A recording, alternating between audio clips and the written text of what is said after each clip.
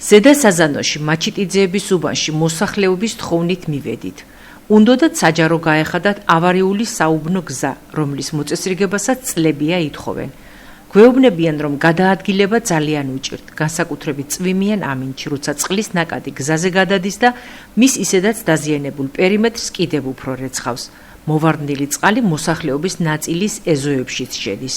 ამას ყვირი ვარ, ახლა გია 4 წელიწადი. კაციშვილი ყურადღება არა, ჩასმული ხარ. კიდო გეუნე, მეწოდება ჩემი გამგებელი, რომ რამდენჯერ ჩავალთ ის რაღაცას გამოგვიყოფს, რაღაცას გაგვიკეთებს. არ ვერ ვიტყვი კაცს იმას, რომ რაღაცას არ ხედავს მან. მოვარდა წყალი ახლა სტიქიას ვერ დაუდგება ჯერ ერთი წინ.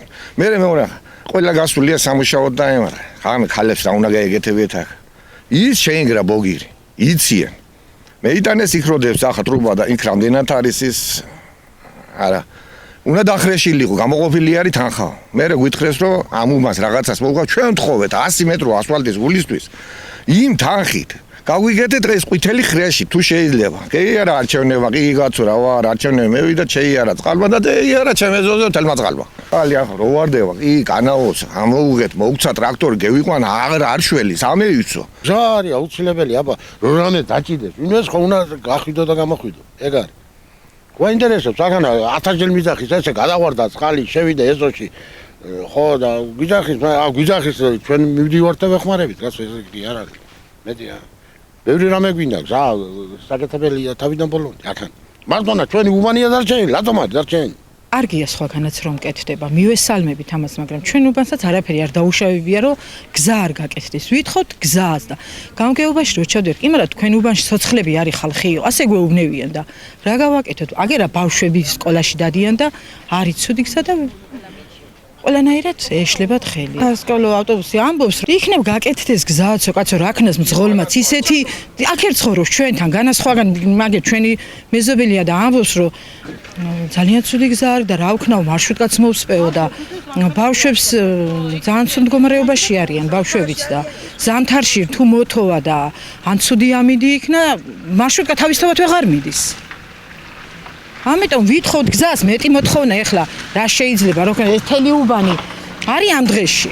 ეს კადრები თავად ადგილობრივებმა უბანში ჩვენი სტუმრობიდან მეორე დღეს გადაიღეს და გამოგვიგზავნეს. ეს ვიდეოც ადგილობრივების მიერ არის გადაღებული მაშინ, როცა უბნის ბავშვები სასკოლო ტრანსპორტის მოლოდინში არიან. უბანში პრობლემა მარტო მოუწესრიგებელი გზა არ არის. არ დადის საზოგადოებრივი ტრანსპორტი. სასმელი წყლის მოსატანად დიდი მანძილის გავლა უწევთ. შუა გზაზეა მიტოვებული გარე განათების საკითხიც.